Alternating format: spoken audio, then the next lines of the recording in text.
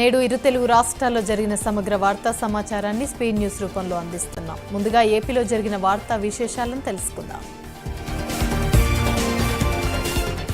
AP CM Jagan రేపు ఢిల్లీకి వెళ్లనున్నట్లుగా తెలుస్తుంది. ప్రధాని మోదీ, అమిత్ షా సహా కేంద్ర ప్రభుత్వ పెద్దలను ఆయన కలవనున్నారని సమాచారం. ఈ సందర్భంగా రాష్ట్రానికి రావాల్సిన కేంద్ర నిధులు, విభజన హామీలు, విశాఖ స్టీల్ ప్లాంట్ అంశంలో పలు అంశాలపై చర్చించనున్నారు. సార్వత్రిక ఎన్నికల నేపథ్యంలో సీఎం ఢిల్లీ టూర్ ఆసక్తిగా మారింది. టీడీపీ అధినేత చంద్రబాబుకు ఐఆర్ఆర్ కేసులో ఊరట లభించింది. చంద్రబాబు ముందస్తు బెయిల్ రద్దు చేయాలన్న పిటిషన్పై వాదనలు విన్న సుప్రీంకోర్టు ఆ పిటిషన్ను కొట్టివేసింది. విచారణకు ముందస్తు బెయిల్ అడ్డంకం కాదని కమెంట్ చేసింది. చంద్రబాబుకు నోటీసులు ఇవ్వడానికి నిరాకరించింది.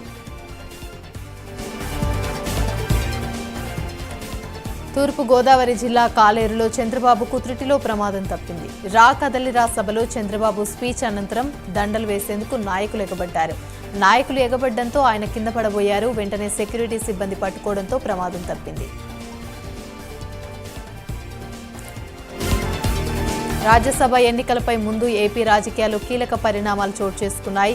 స్పీకర్ కార్యాలయంలో అనర్హత పిటిషన్పై విచారణ జరపనున్నారు. వ్యక్తిగతంగా హాజరు కావాలని టీడీపీ, వైసీపీ ఎమ్మెల్యేలకు స్పీకర్ కార్యాలయం నుంచి నోటీసులు పంపించారు.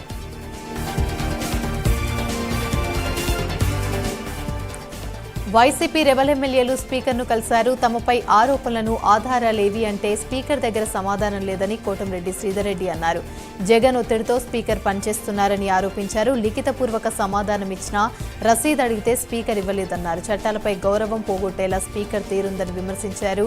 రాజ్యసభ ఎన్నికల్లో ఓటమి భయంతోనే కుట్రలు చేస్తున్నారన్నారు. చట్టంపై గౌరవంతో స్పీకర్ను కలిసి సమయం కావాలని కోరామని, కోర్టులు, ప్రజా కోర్టుల్లో తమ పోరాటం కొనసాగిస్తామని స్పష్టం చేశారు.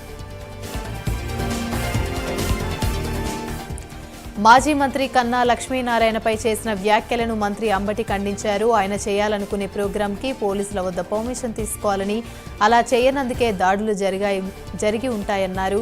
ఆ దాడుల వెనుక తాను ఉన్నాను అనేది మాత్రం అసత్యమన్నారు. ఇక పోలీసులు అడ్డుకోకపోతే అక్కడ పరిస్థితి ఇంకా తీవ్రంగా ఉండేదని, పోలీసులను తిట్టడంలో ఏమాత్రం న్యాయం లేదన్నారు. తిరుపతిలో రాయలసీమ వైసీపీ ప్రజాప్రతినిధుల సదస్సు ముగిసింది. ఈ సమావేశానికి టికెట్ రాని ఎమ్మెల్యేలు హాజరు కాలేదు. ఎమ్మెల్యేలు గుమ్మనూరు జయరాం, ఆదిమూలపు సురేష్, ఎంఎస్ బాబు, నవాజ్ బాషా, తిప్పేస్వామి, మేడ మల్లికార్జున్ రెడ్డి, సిద్ధారెడ్డి సమావేశానికి డుమ్మా కొట్టారు. మరోవైపు అనారోగ్య కారణాలతో పలమనేరు ఎమ్మెల్యే వెంకటగౌడ హాజరు కాలేదు. ఈ నెల 31న ఏపీ కేబినెట్ సమావేశం కానుంది. వచ్చే నెలలో ఇచ్చే చేయూత, జగనన్న కాలనీలపై చర్చించే అవకాశం ఉన్నట్లు తెలుస్తుంది. డిఎస్సి నోటిఫికేషన్తో పాటు మహిళలకు ఉచిత ప్రయాణ సౌకర్యం కల్పించడంపై కూడా నేతలతో జగన్ చర్చించే అవకాశం ఉంది. త్వరలో చేపట్టబోయే జిల్లాల పర్యటనలో కూడా చర్చించే అవకాశం ఉంది. కడపలో నిర్వహించిన కాంగ్రెస్ పార్టీ విస్తృత స్థాయి సమావేశంలో మాట్లాడుతూ షర్మిల ఘాటు వ్యాఖ్యలు చేశారు. సాక్షి పత్రికలో తనపై దుష్ప్రచారం చేస్తున్నారని ఏపీసీసీ అధ్యక్షురాలు వైఎస్ షర్మిల మండిపడ్డారు. ఇంత నీచానికి దిగజారి తనపై దుష్ప్రచారం చేయాల్సిన అవసరం ఏముందని ప్రశ్నించారు. సాక్షి మీడియాలో జగన్తో సమానంగా తనకు కూడా సగం వాటా ఉందని ఆమె చెప్పారు. తన తండ్రి వైఎస్ఆర్ సాక్షిలో జగన్కు తనకు సమానంగా వాటా ఉండాలని భావించారన్నారు.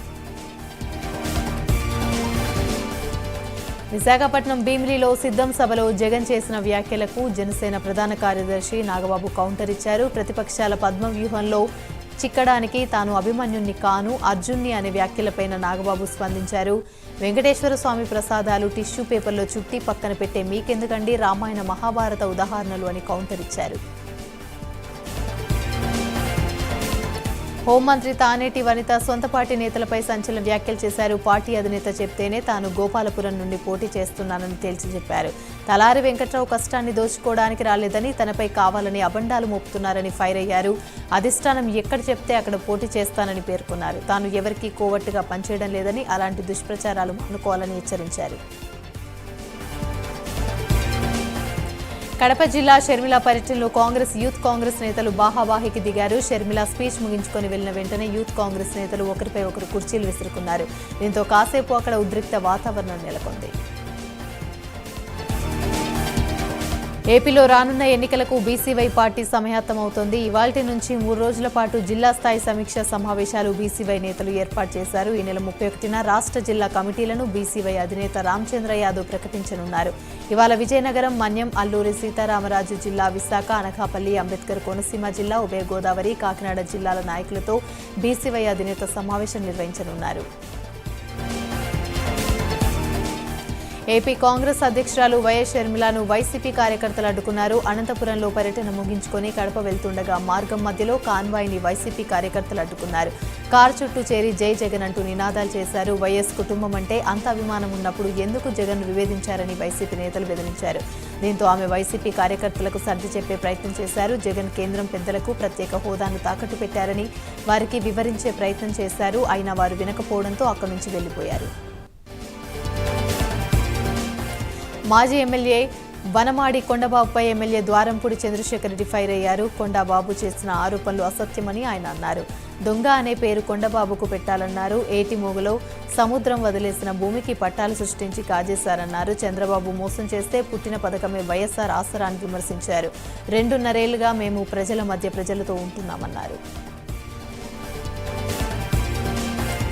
చంద్రబాబుపై ఎంపీ విజయసాయిరెడ్డి ట్వీట్ చేశారు. ఆయన 45 ఏళ్ల రాజకీయ ప్రయాణంపై కామెంట్ చేశారు. 1989 నుండి 96 వరకు నేషనల్ ఫ్రంట్, 1996 నుండి 98 వరకు యునైటెడ్ ఫ్రంట్, 2018 వరకు ఎన్డీఏ, 19లో ప్రజాకూటమితో కలిశారని ఎద్దేవా చేశారు.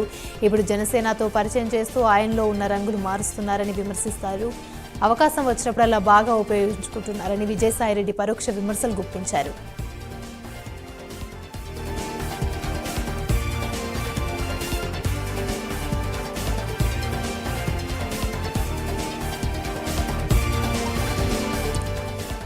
తిరుమల శ్రీవారిని పలువురు సినీ ప్రముఖులు దర్శించుకున్నారు. అల్లు అర్జున్ సతీమణి స్నేహారెడ్డి, దర్శకురాలు నందిని రెడ్డి, నటి ప్రగతి స్వామివారిని దర్శించుకుని మొక్కులు చెల్లించుకున్నారు. వారికి టీటీడీ అధికారులు స్వామివారి పట్టువస్త్రంతో సత్కరించి తీర్థ ప్రసాదాలు అందించారు.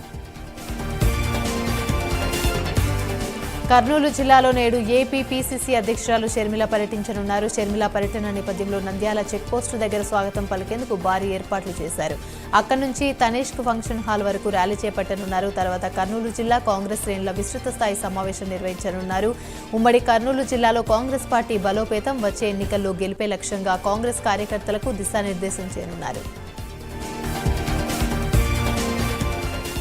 పశ్చిమ గోదావరి జిల్లా అత్తిలి మండలం బల్లిపాడులో దారుణం చోటు చేసుకుంది. బల్లిపాడు ఎలిమెంటరీ పాఠశాల ప్రధాన ఉపాధ్యాయుడు మోపిదేవి నెహ్రూ అదే పాఠశాలలో చదువుతున్న 3వ తరగతి విద్యార్థినులపై లైంగిక వేధింపులకు పాల్పడ్డాడు. విద్యార్థిని తల్లిదండ్రులు దేహశుద్ధి చేశారు. అనంతరం అత్తిలి పోలీస్ స్టేషన్లో ఫిర్యాదు చేశారు. ప్రధానోపాధ్యాయుడు మోపిదేవి నెహ్రూను కఠినంగా శిక్షించాలని విద్యార్థుల తల్లిదండ్రులు, దళిత సంఘ నాయకులు పోలీస్ స్టేషన్ ముందు నిరసన చేపట్టారు.